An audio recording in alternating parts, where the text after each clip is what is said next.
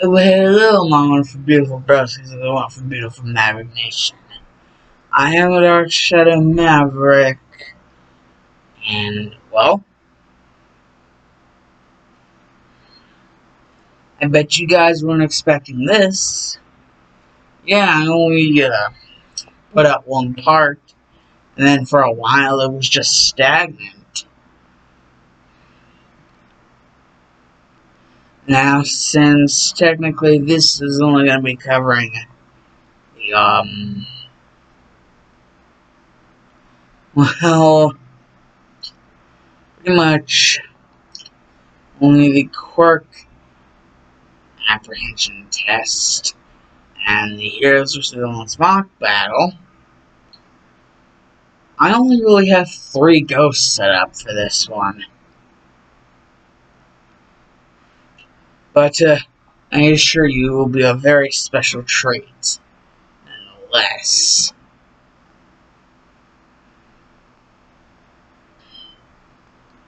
And I've actually been training, not really been training, but, I just now tested a certain laugh from a certain very special Scooby Doo ghost monster thing.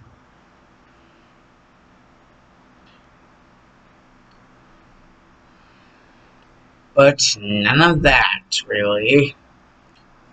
Because the first thing, basically, whenever it becomes first day of UA, basically everyone is in, and Izuku is just off to himself. Really, just not talking much.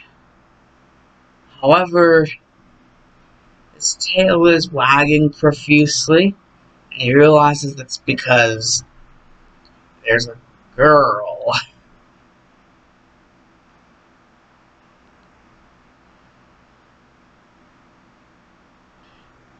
Not really a girl like Ochako. It's actually another freaking dog. It's a female dog. A female, well, Dalmatian, actually.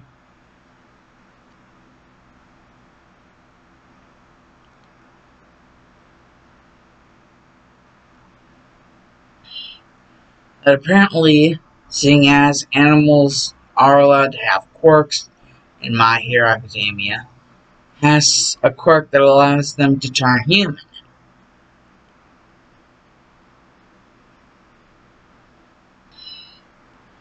And they're basically, well, when they turn human,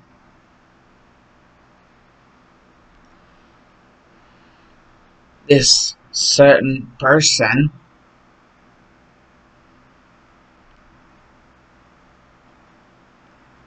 this certain dog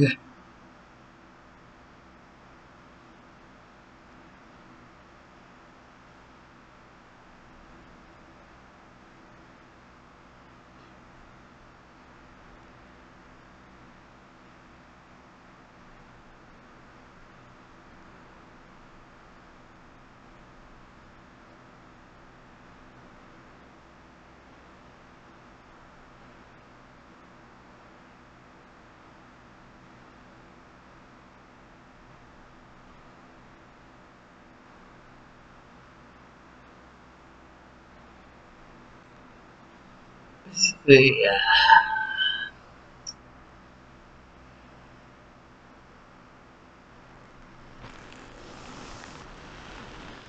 I had no idea if you guys were able to hear me.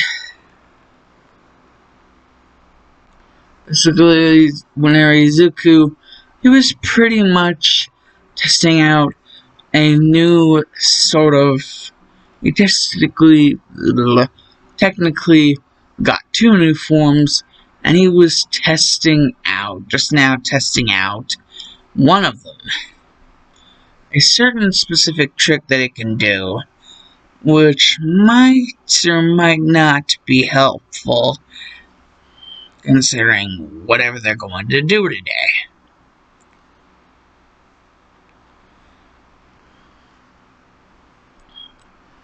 Basically, Izuku realizes that straight in the middle of walking, basically, he stops because he realizes that his tail is wagging profusely. Because remember, this Izuku, you should probably watch part 1 if you want to freaking understand the entire story. Basically, his tail, because this Izuku does have a tail, is wagging profusely. Like, he can't stop it. And then he looks over and realizes why. It's not human attraction, it's actually attraction dog to dog. This other dog seems to be a Dalmatian. Scooby was a Great Dane, and this dog is a Dalmatian. And she seems to have been, well, the reason why his tail was wagging so much is because little Dalmatian was sniffing his bottom. Because dogs sniff other dogs' butts.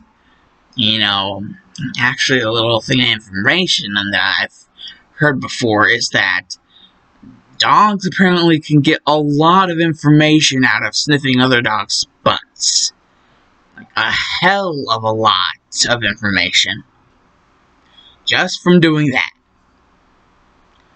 And the amount of information this dog was able to get from sniffing Izuku's behind, especially, you know, the closer the dog got to his tail, it got like a lot of information the closer it got to his tail.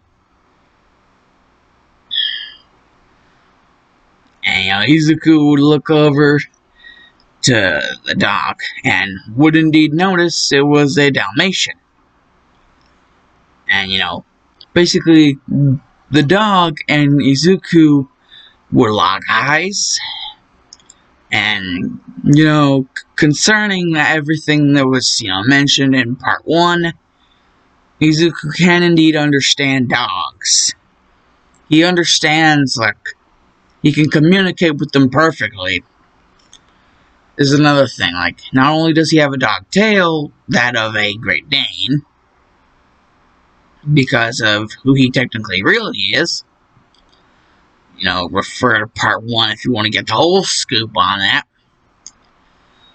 But, basically, you know, just, like, out of multiple things that have to deal with his past, he can, you know, perfectly, like, understand all sorts of different kinds of dogs. Basically understand them, like, perfectly.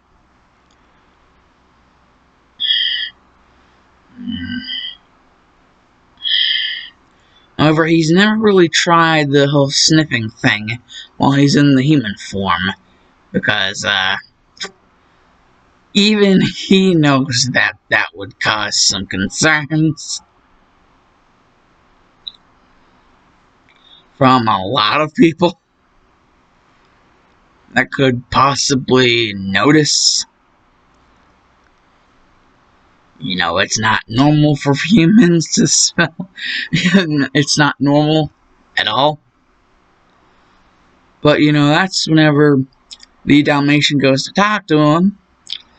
And it's like, Dalmatian basically realizes, you know, what they're going to do. But, you know, also realizes that, you know, if you look at a clock or a watch, they do indeed have time left to at least chit-chat a little bit.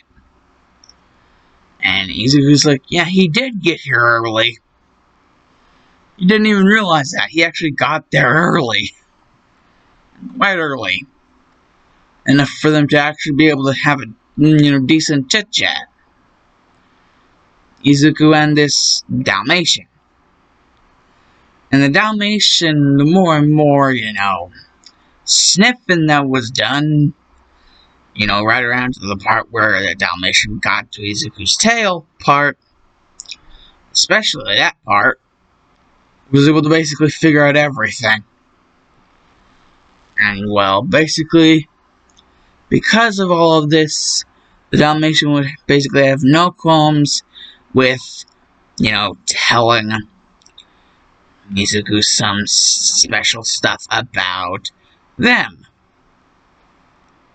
With the fact that, well, they technically have the thing where, like, it's said that even some animals can have quirks of their own. Like, it's not just humans, like, some animals can even have quirks. And the quirk that, basically, this dog has, it's nothing like Izuku's, and the fact of everything else, like, added on, it's more or less a more simplified, because, it's just dog to human, it's not any of the monster stuff that's added on. So, it's basically just transformation. Just transformation quirk that, this dog has. It allows them to turn into a human. And even mentions that their name, basically like, oh, my manners. My name, I never told you. The name is Choice. And Izuku would be like, Choice? Well, my manners. I never told you my name. Technically, I have two. I believe you would already know one of them from all the sniffing you were doing. And, Choice would just be like, oh yes, Scooby Dooby Doo. Or more or less just Scooby Doo. Don't worry, I won't tell any other pup, if you don't want me to.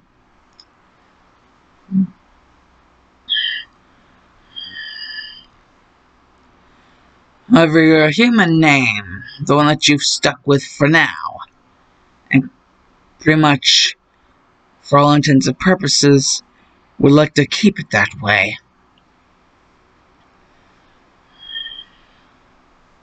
Seeing as you don't seem to have realized any way to turn yourself back, and really, well, after everything else, that might be for the better. And you have even realized that. It's like they both realize that it's probably for the better that doesn't turn back into Scooby. Izuku doesn't. And Choice is like, and that's just the thing. Your new name. The name that has integrated you into human society completely. Izuku Midoriya. Well, I find it rather cute. Quite the quaint name. I do indeed, I guess you could say, like you. Though, I, as you should probably be aware, am a Dalmatian. Fully grown, but still a Dalmatian. Like, she's like, I'm a fully grown Dalmatian, but I'm still a Dalmatian. Like, and you, sir, Great Dane, not Dalmatian. That's whenever Izuku's like, I think you're forgetting something, ma'am. It's a little thing called crossbreeding. I mean, it's not like it's never been done before. I know that's not true. I think you, as smart as you are, would also know about crossbreeding.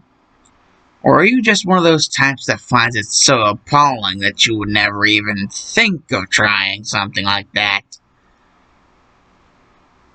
Not unless you had to.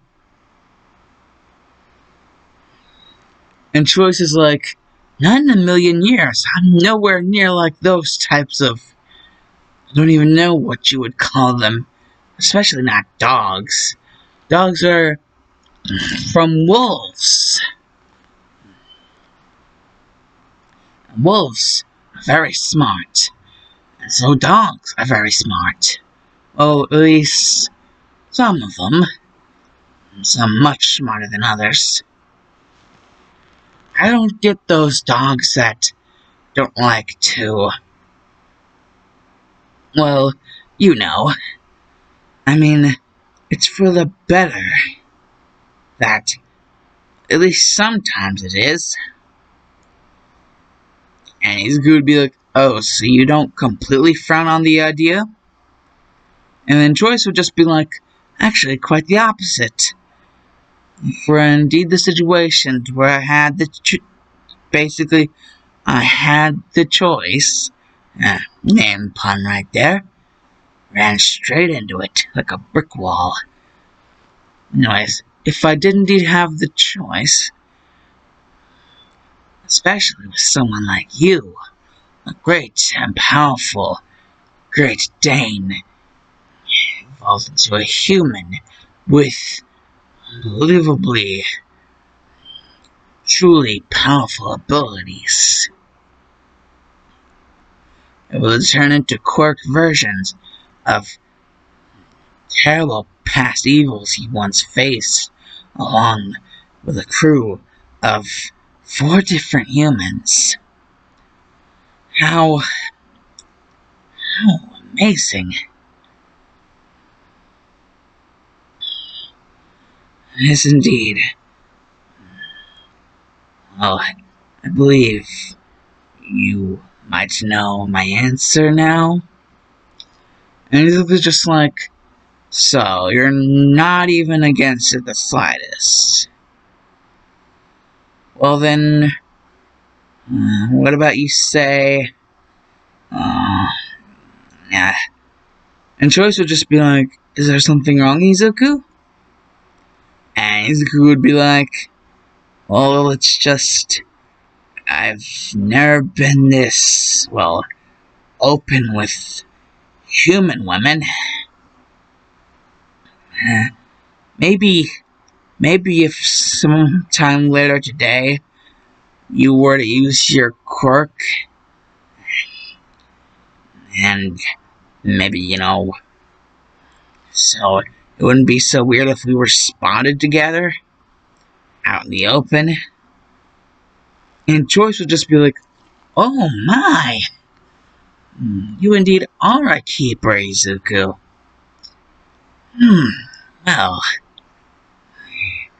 I don't... It's not anything against you, but... I think... Well, that's... I just... And Izuku's like, I think I get it. You're nervous about what others would think of you in your human form. Choice. It doesn't matter. It will just be the 2 of us, and if anyone tries to go over and mess with you verbally, and especially physically, if they even dared to try to mess with you physically,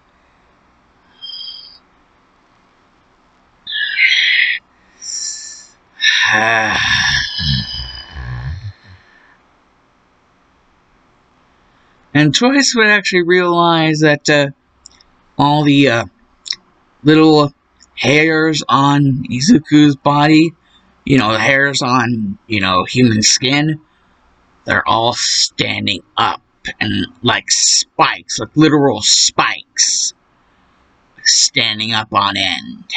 Like literal freaking spikes that you can impale yourself on. As he just grits the hell out of his own teeth, turning them into canines forcefully, carving them into that position, as all that can be seen in his eyes is hatred and anger.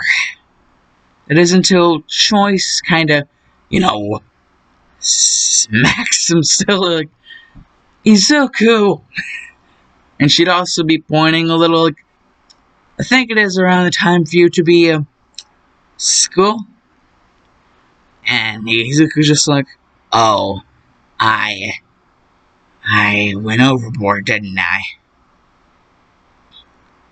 I mean, yeah, thanks for telling me. Okay, anyways, when do you think we should meet? And Choice would be like, anytime you're ready, I would probably be ready. I mean, I don't usually have much to do. So, anytime you're ready, I'll be ready. And Izuku just like, that's great. And, Choice would actually even help him not trip. And so, it wouldn't even, be a meeting Uraraka would even be a factor.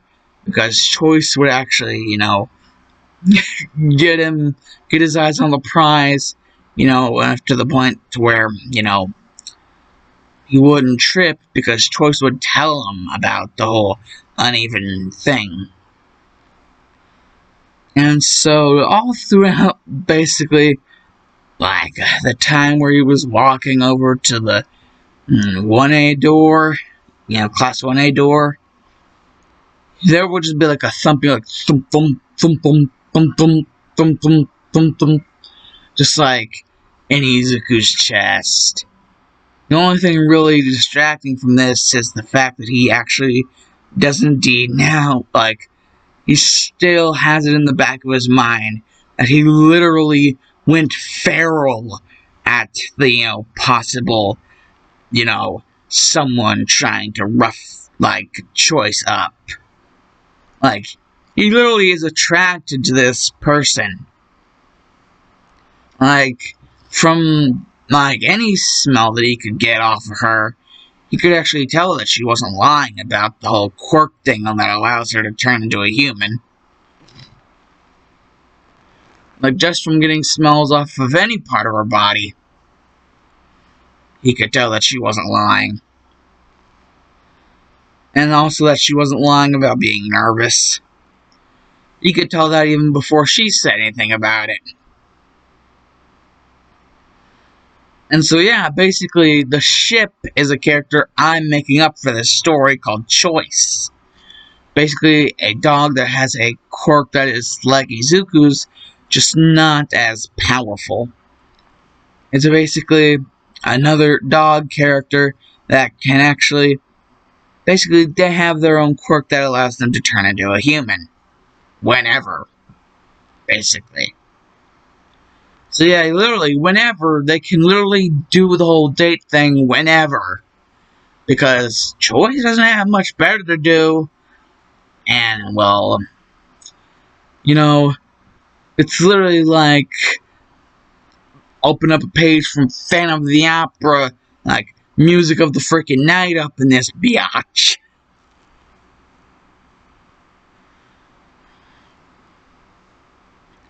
And so, yeah, the whole thing with Ida and Bakugo, Izuku wouldn't even bother. The only thing that would really, involve Izuku in the whole situation is his tail would flip Ida upside down, hanging off of his freaking desk. Basically Bakugo's desk. And it would smack Bakugo in the face to where he was unconscious.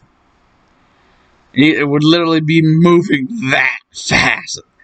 Because Izuku's got the hots for a certain Dalmatian. Because, if she looks that good in her dog form, what's she gonna look like in her freaking human form? And the thought of what she could possibly look like just causing Izuku to, he can barely even stay, he's like losing all of everything that he has, that he is. That is until, Aizawa being Aizawa is like, do this, this, this, and this, and meet me on the training field, blah, blah, blah, blah, blah. And because of, Izuku's whole infatuation with his new friend,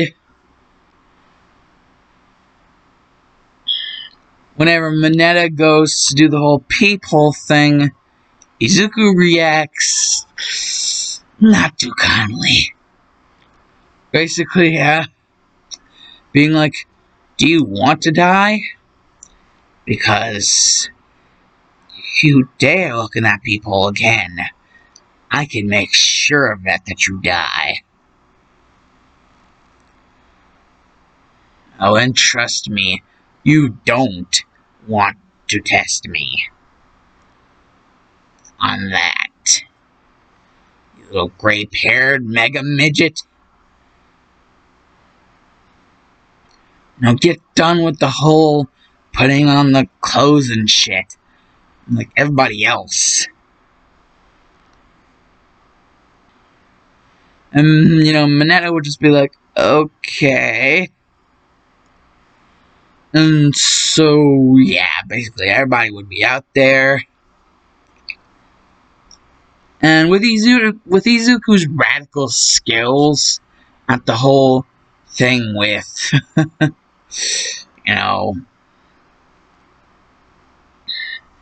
the entrance exam,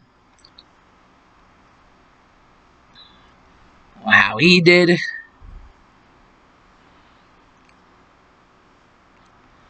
Basically, Izuku would actually be the first one to be sent out, and Bakugo get pissed over this. And I thought it would just give Bakugo a look like, dude, shut up or else you're expelled. Like, I'm like too freaking just out of it right now to deal with anybody's bullshit. And, well, basically how everything would go is, well,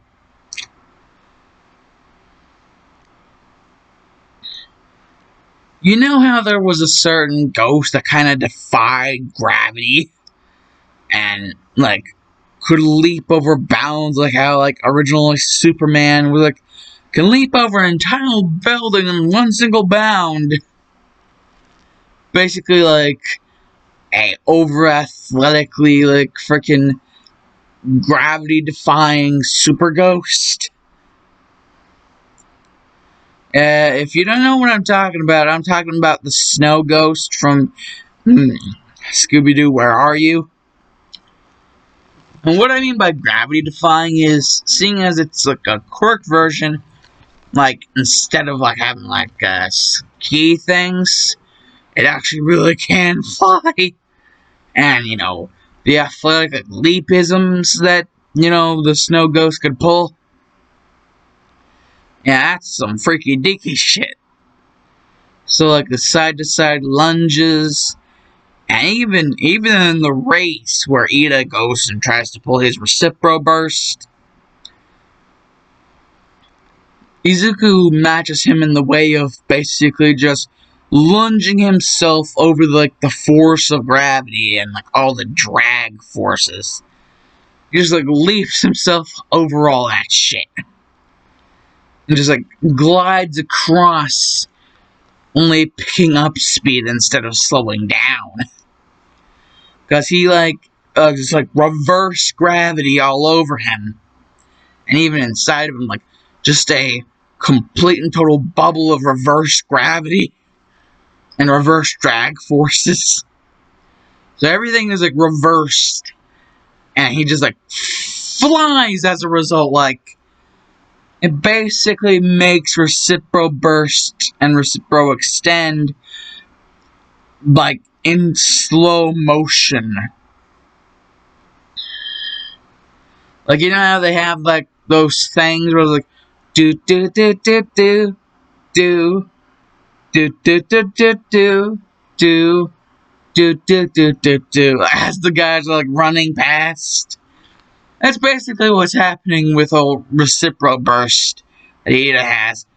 Like, Ida, however fast he's going, and Bakugo trying to use his explosive speed, and Todoroki, like Shoto, trying to frickin' slide everywhere with his ice, they're all in slow motion in comparison to,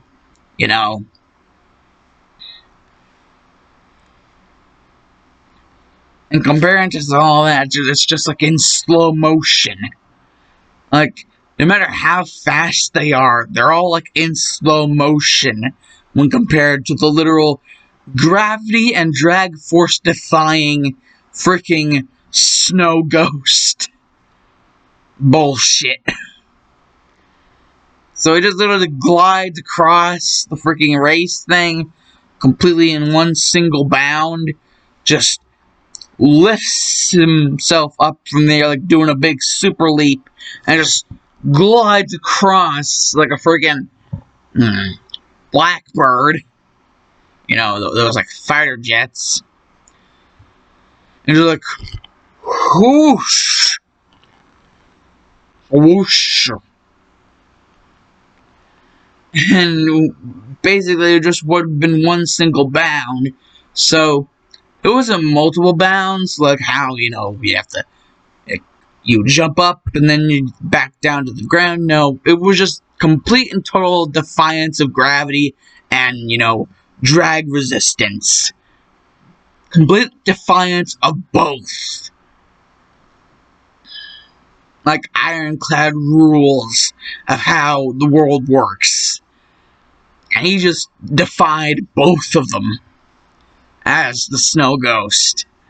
He just like whoosh, like a freaking Ferrari, like some sort of like Wally West style Ferrari. He just like one single bound crushed that shit.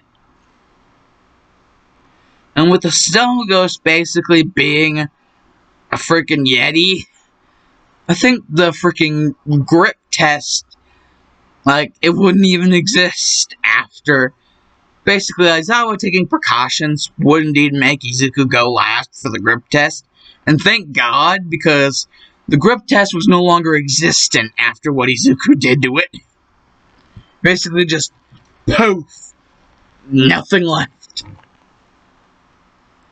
Side-to-side lunges, basically, defying all gravity and all drag force, like all sorts of laws of physics, with the fact that it's literally a freaking ghost. Basically, the side-to-side lunges just clapped.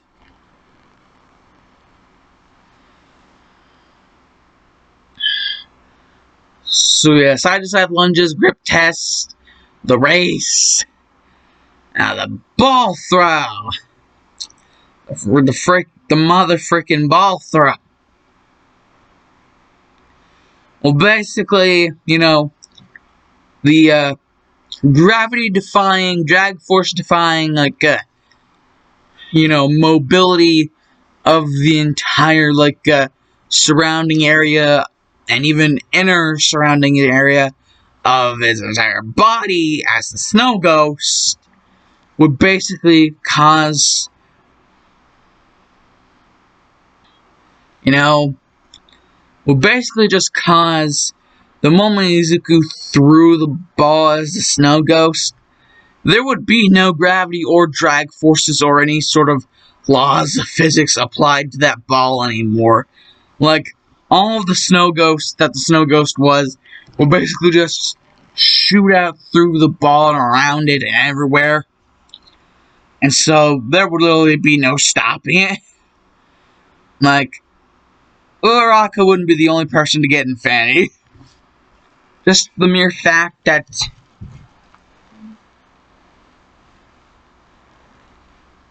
literally there was no, like, laws of physics left to stop the ball. It basically smack into Uraraka's ball and cling together and just stop. like literally clung together to the point to where they're like smushed into one big, you know, thing of whatever. Like warped and contorted like two different balls together and like whatever the hell it's supposed to be. And so Oraka and Izuku would have both gotten Infinity. And that's just him as the Snow Ghost. He basically was thinking, you know, two guys that I could like master that I haven't mastered already. Basically, he looked at the powers that the Snow Ghost, like Quirkified, could, you know, allow him to have. And he's like, this is perfect. If like something like what actually did happen happened, so like this would be perfect for something like that. Like it's not like, you know, it's the first day. Like, what's the worst that could happen?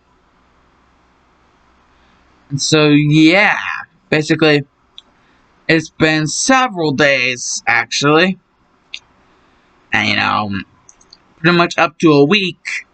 And then, like, basically they're in class, and all of a sudden, boom, da da da da da da. I'm walking through the freaking place like a normal person. And I thought it would be like, why the frick do I even care anymore? Well, that's right, I don't. Regardless of how good I actually do, you know, due to the principal's, like, sort of nearsightedness, I still get paid at the end of whatever amount of time anyways, so it really doesn't matter. I mean, it's not like anything big, you know, it's just, you know, student stuff. As I was basically just explaining how much he does not care, like he does not give a damn.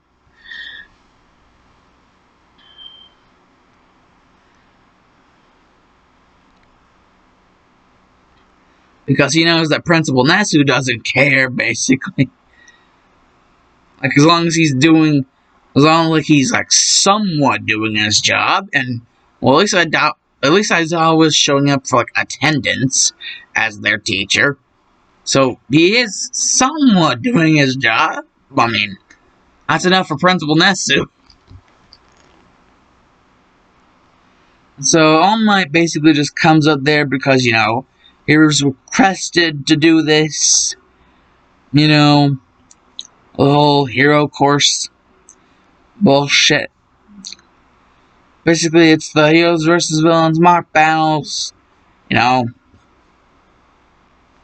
and basically the whole situation would play out as well.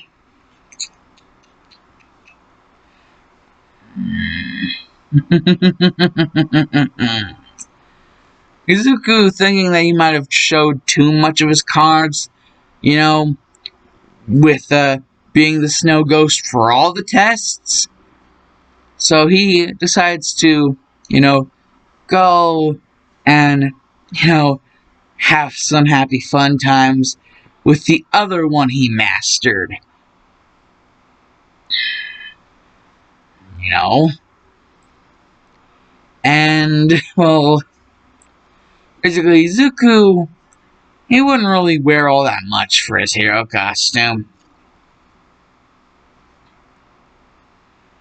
It's basically more or less like basically what Shaggy wears as a commemoration to his friend.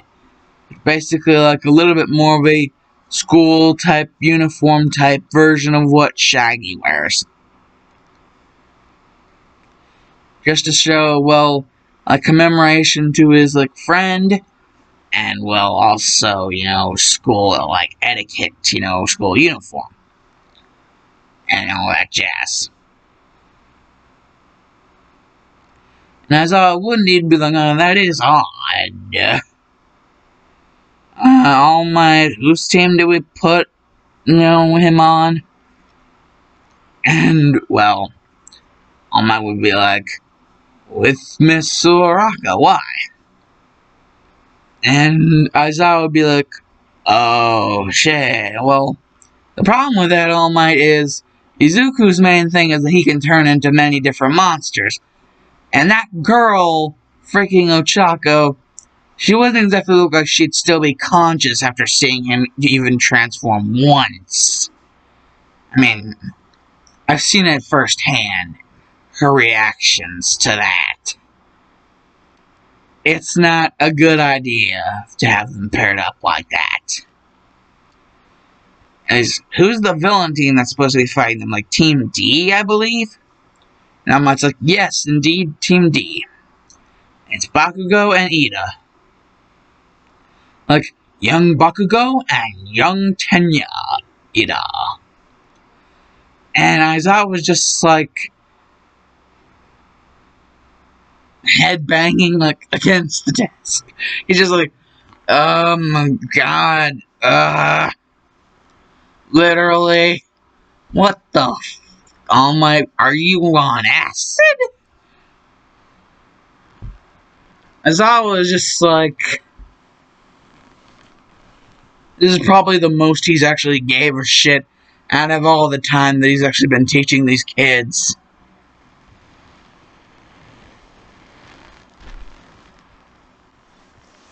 And All Might would just be like, well, I don't know, Izuku looks, and definitely does look happy.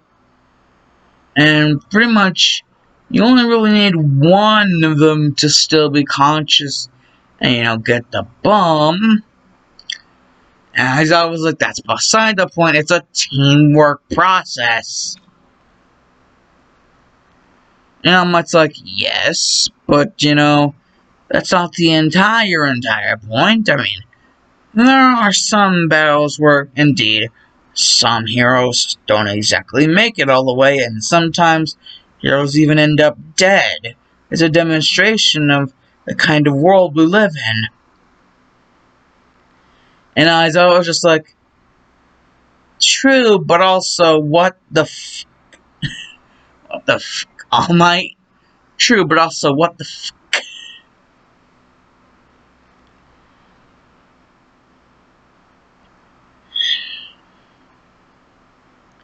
And basically, Izuku, while Bakugo and Ida are setting up the bomb, it just looks at Ochako and like, okay, as soon as we get in there, I'm about to basically transform into something super freaking terrifying. And I've seen your reactions to that before. So, well, I'm prepared to go into this all on my own. If that's what it's gonna take. I mean, they didn't exactly say anything about transforming more than once. Different, certain quirks about my quirk. And, well, as I went on my hearing this, like, well, no, there is nothing said about that. Like, it's not against the rules at all. There's nothing stated that says that he can't do that, so I guess we can't really do anything about that. But who would he transform into afterwards?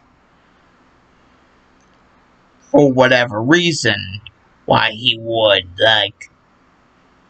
he seemed pretty confident, so what's the big, MO on his entire thing?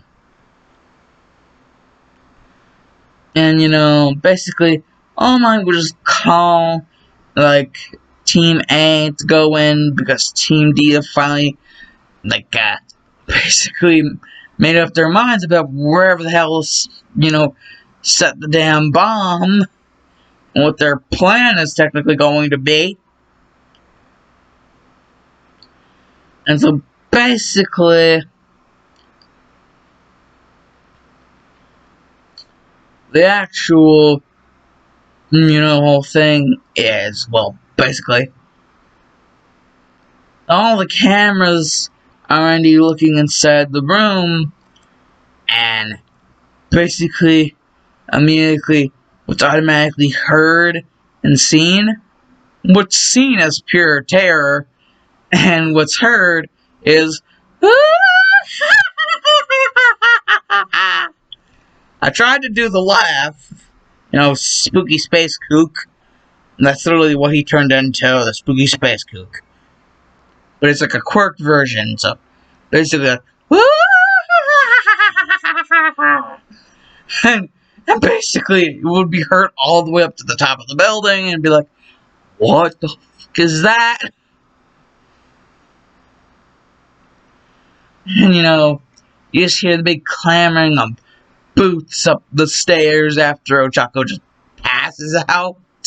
It almost looked like her heart jumped out of her freaking chest through her esophagus that time. And you would just, see Bakugo pulling a human torch and just racing down there while looking like he's on fire. As, he would see what Izuku had turned into. Literally looked like some sort of weird mutant spaceman. Like undead mutant spaceman from God knows where. And that freaking cackle is unnerving as frick-a-frack. Ida was like petrified in fear, so Bakugo was the only one who could really go down there.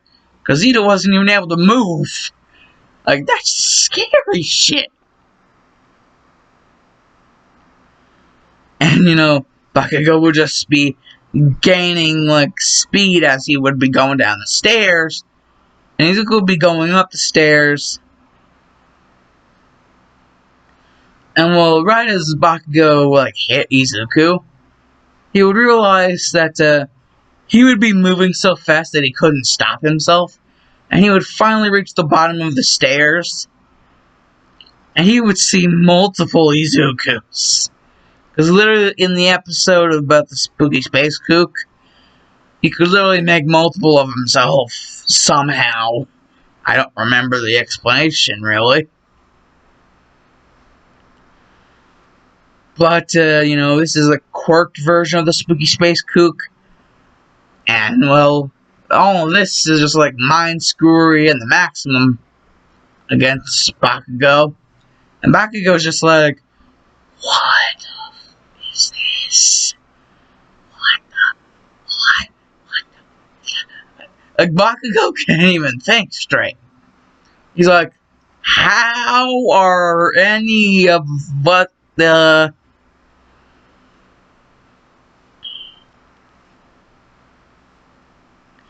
And then, he would just hear some steps coming up from behind. But before he could turn around fully, he would just get grabbed by the throat, from behind. And he would just get freaking reverse choke slammed all into the ground, like BAM! All the way to hell. And that would just one-shot victory.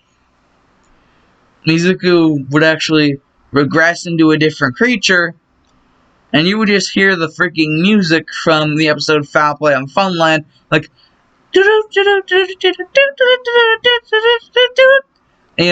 the freaking, whenever Charlie would show up, it would play that weird, creepy-ass music. Like, that shit is unnerving as hell. And so is the spooky space kook's laugh.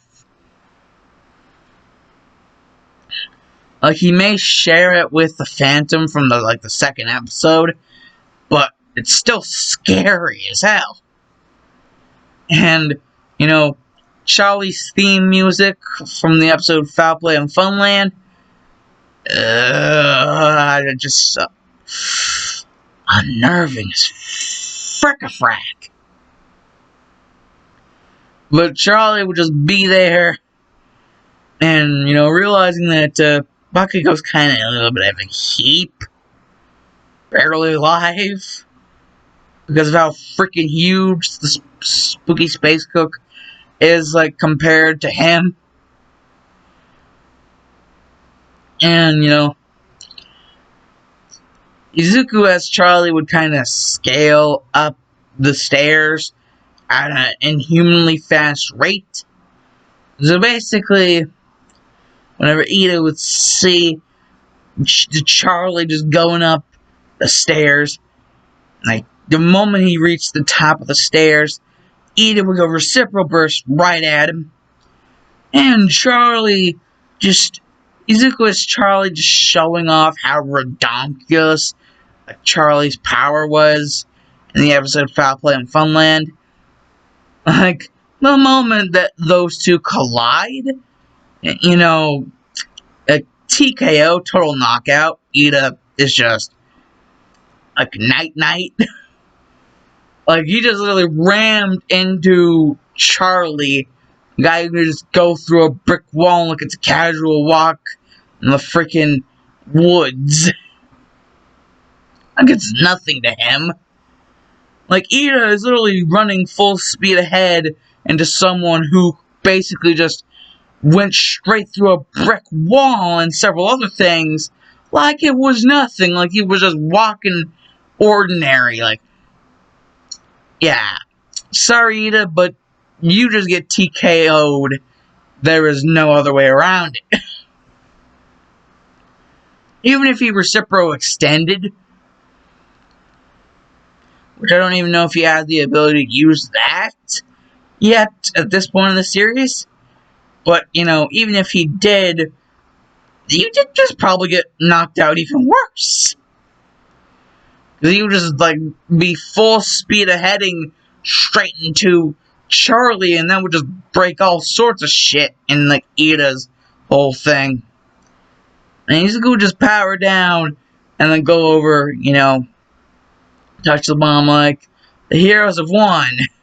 If that wasn't already evident enough by the fact that freaking Bakugo got chokeslammed by, Izuku as a spooky space kook, and basically Ida just ran full speed ahead straight into Izuku as Charlie, the Funland robot. Which, regardless of his title, he still went through not just a brick wall, but several other things. And he came out perfectly fine. They had to use, one of the biggest magnets I've probably ever seen in my life. Like, one of the most cartoony, big-ass magnets I've ever seen in my life. In order to mess with his circuits. Finally get him down for the count. Mike Tyson all up in this bullshit. So, yeah. Ida, you just ain't, you ain't enough for Charlie here. You ain't enough for Charlie. And basically, Bakugo, I basically just had the spooky space cook, a chokeslam, reverse chokeslam him all the way into the ground. Well, the spooky space cook in the freaking episode he was in, he looks freaking ginormous. At least the way I remembered him, he looks freaking ginormous. So I think he'd be like one of those Kane, Undertaker, Big Show type guys, Great Khali type guys, who could just chokeslam you and automatic knockout. So, yeah. Kind of like during the draft, whenever Sami Zayn and someone else, I think Kevin Owens was there, and Sami Zayn and someone else, and Kane was there, and he grabbed them both by the throat and chokeslammed them all the way to hell. Yeah, that kind of shit.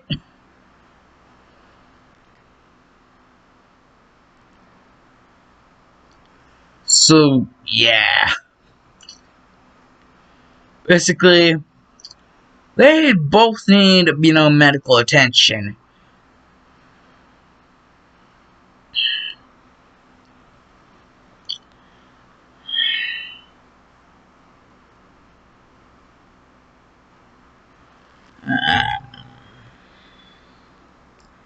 Let me check.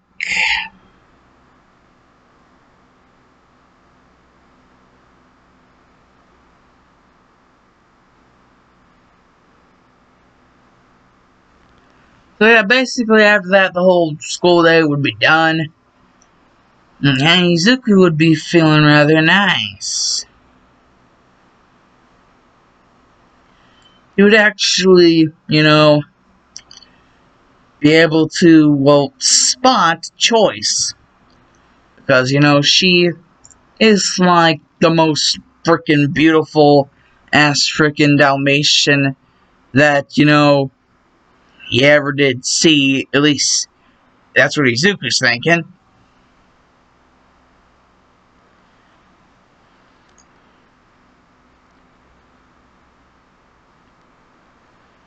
And, well, basically, finally, well, even in her human form, there's still that essence of the true Dalmatian beauty that basically just allows Izuku to lock on locate.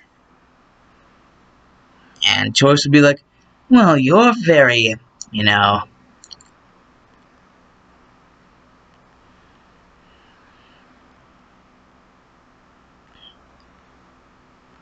what's the word I'm looking for? Oh, shit.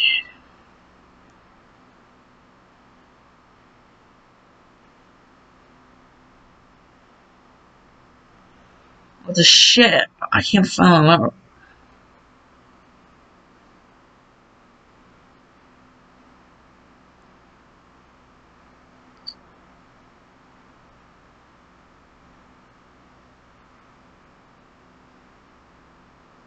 Anyways, basically, just get a compliment about being able to find her.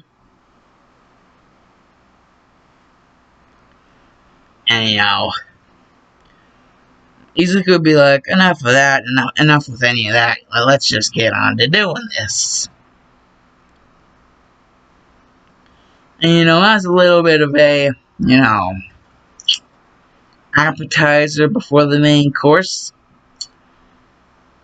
Izuku would actually have made home recipe style Scooby snacks. Yes, he remembers how to make Scooby snacks. He actually knows how to make them. And he's wondering, well, Choice is a dog too. Maybe she'll like Scooby snacks. And, well, turns out Choice actually really likes Scooby snacks. So, yeah. And just to, complete the moment,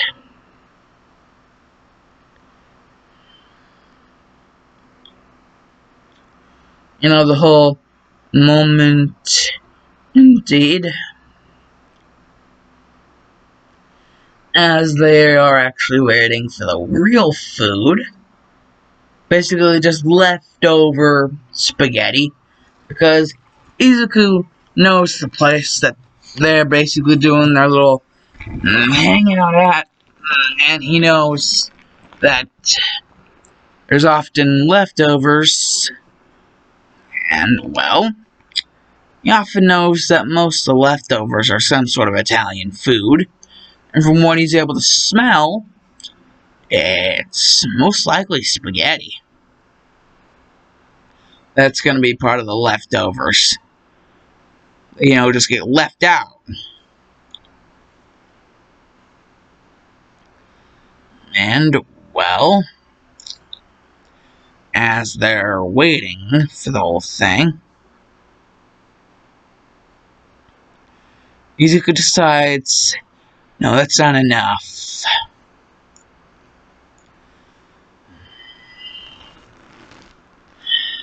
Good God, if you guys can actually end up hearing this, I'll be so proud of myself.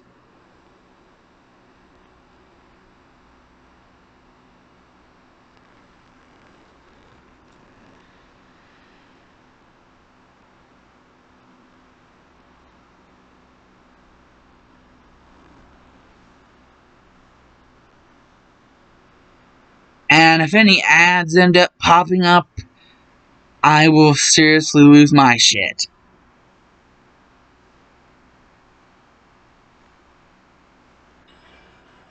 Son of a...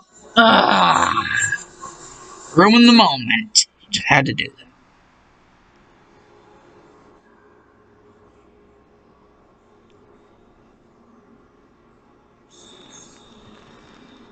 Yep.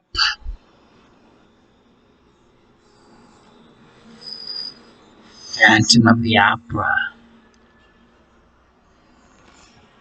Music of the night.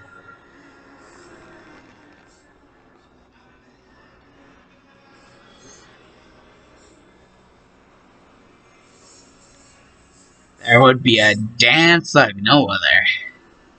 A slow dance. The music of the night.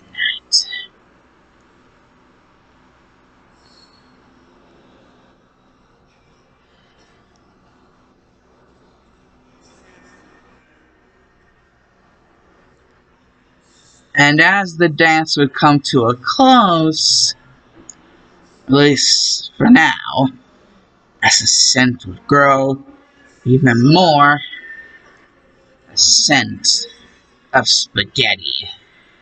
Though it hardly seemed very fresh, almost like someone knew that they were having a romantic moment. Though it is nice to have fresh spaghetti than, leftover spaghetti.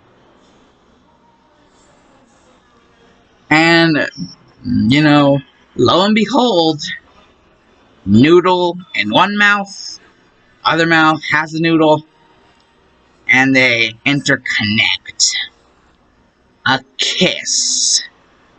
Boom! As their lips connect, Choice would actually fall back a little, gasping.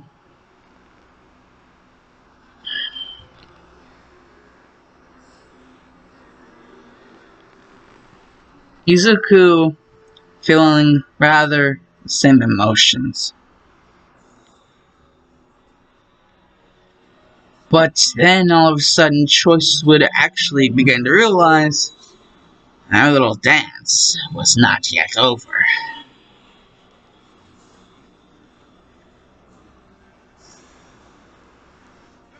Your mind, let your faculties unwind in this darkness that you will know you cannot fight. The music of the night. I start a journey in this strange new world, and your thoughts of a life you knew before. Let your soul take you where you long to be.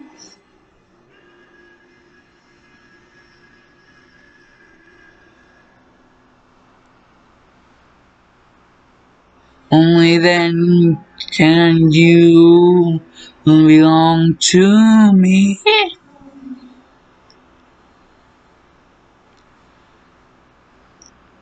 Floating, falling, sweet intoxication.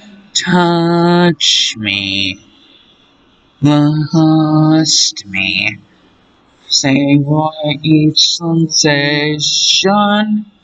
Let the dream begin. Let your darker side give in to the power of the music that I write. The power of the music of the night.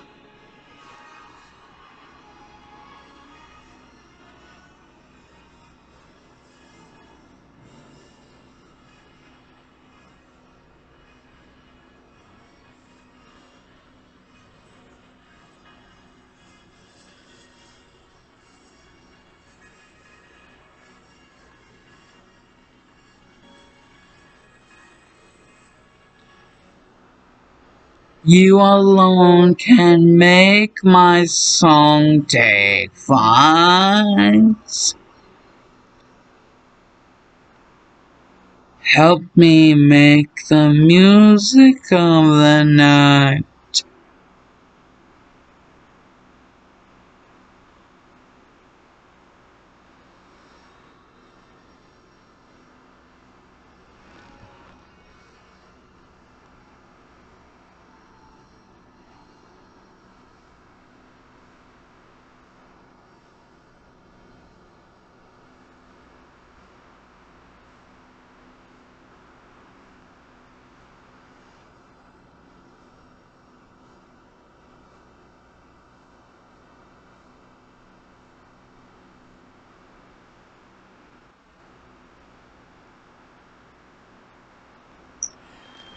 Yep, I cannot believe I had the balls.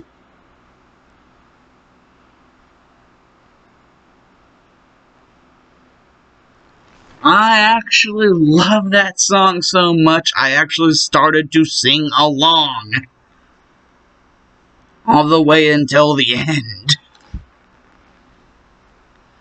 But that just shows you, I mean, damn, that's a good song.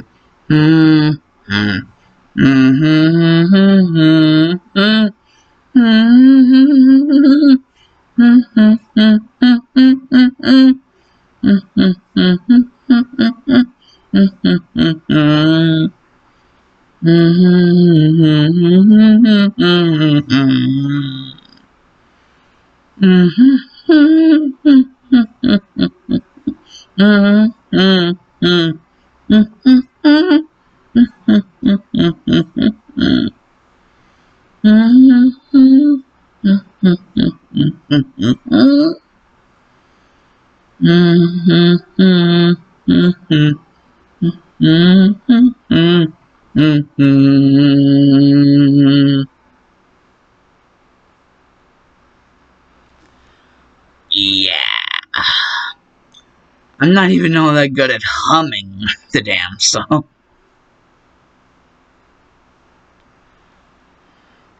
Anyways, that is indeed what Izuku would be doing. As well, he would,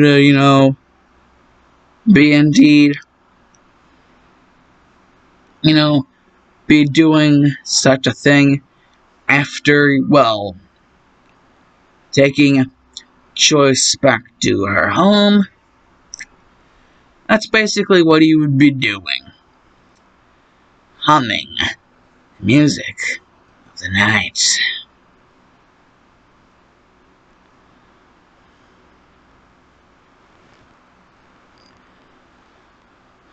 Damn, that is a good song.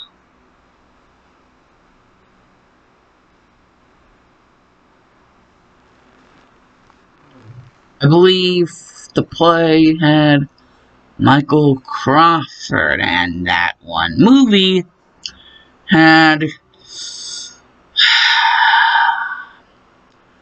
God forgive me and anyone else who had ever known this, or ever knew it before, Gerard freaking Butler.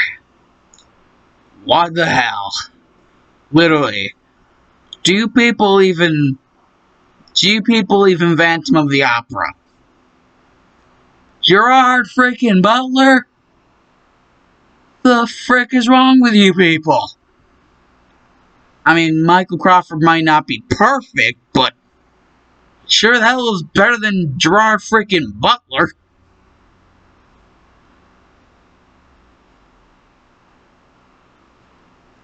Gerard Butler in that movie makes Michael Crawford look freaking butch as hell. Compared to whatever the hell kind of like a performance Gerard Butler's trying to do as the Phantom. They didn't even get the Phantom right. Like, at all. That's just sad. So damn sad. What the hell is wrong with you people?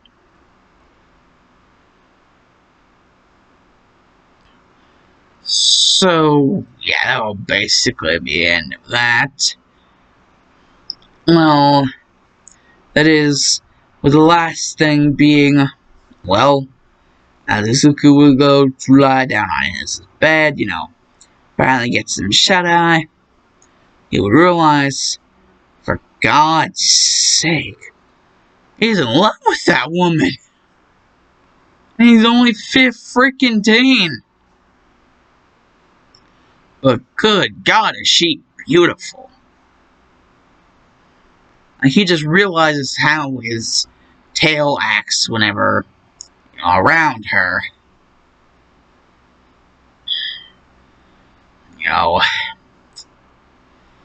Izuku just finally now realizing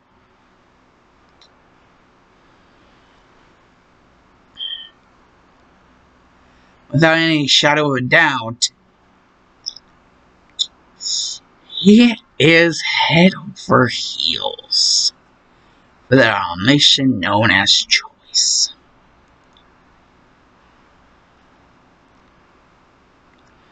Izuku just, as he falls asleep, wondering what the gang are doing right now.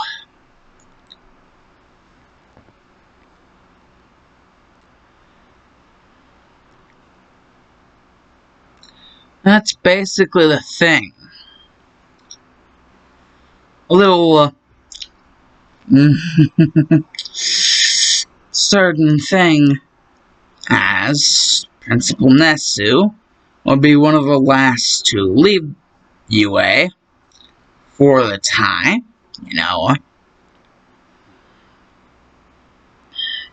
He's got to make sure everything's all good in the school. He realized that there was a certain van pulled up and several people, a total of 4 actually, 2 girls and, well, 2 boys, more or less men.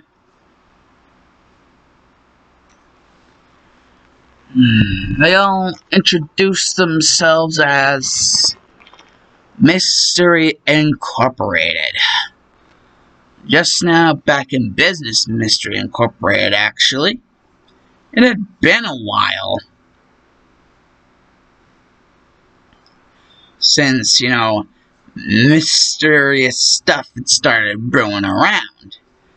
And, whenever they actually did end up figure out, where it all was coming from, a certain most illustrious hero school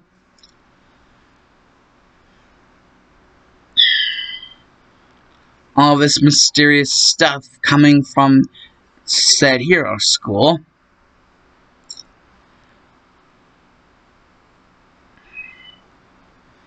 Mystery Inc. said that they were basically interested to finally get back into the line of work. Hey, this means that they basically afford, stuff that they couldn't afford before. Basically keep steady jobs. Shaggy, Fred, Daphne, Velma. Basically, yeah. They were basically, wanting to survey UA High. Basically, having Nezu sign some shit that would basically allow them to,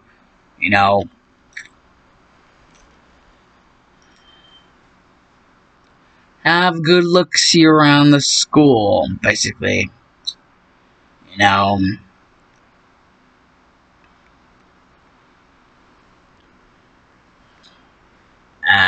Giving them free access, pretty much, without actually having to be staff workers at UA. they'd still have free access. And this is basically coming from a very high up and very experienced organization, that rivals the actual power that UA has. And so Nesu is just like, there doesn't have to be any fighting involved. He's just like, screw it, fine. I'll sign whatever needs to be signed. As long as I don't end up getting carpal tunnel, I'll sign whatever needs to be signed. And you can do whatever the hell. Oh yeah, basically, now, Mystery Incorporated has basically entered their way into UA Academy. Basically, UA High. They've entered their way into there. And, well, are soon to find out just exactly where all these happenings, these strange, mysterious happenings, have been coming from indeed. Figure that out. So not only do we have freaking Music of the Night from Phantom of the Opera, me actually trying to sing along at the last bit, but we also have the basically re-putting back together of Mystery Incorporated, basically investigating UA High to figure out about all this crazy shiz. And why I say the completely putting back together is because, well, Izuku's a member of UA High as a student there, as a first year. So technically, they will indeed be reunited. Should, Izuku actually somehow get the, certain, God knows what of actually running into one of them. So yeah, that would be indeed something of a sight to see.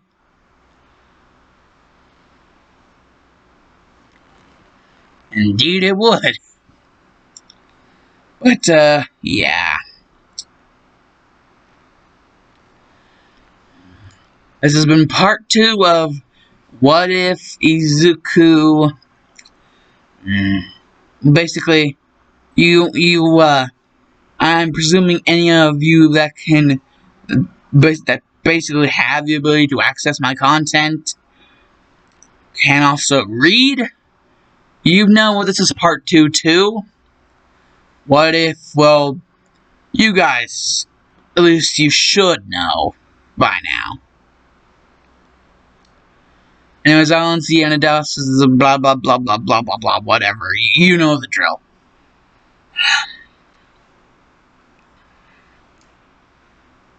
GG now read.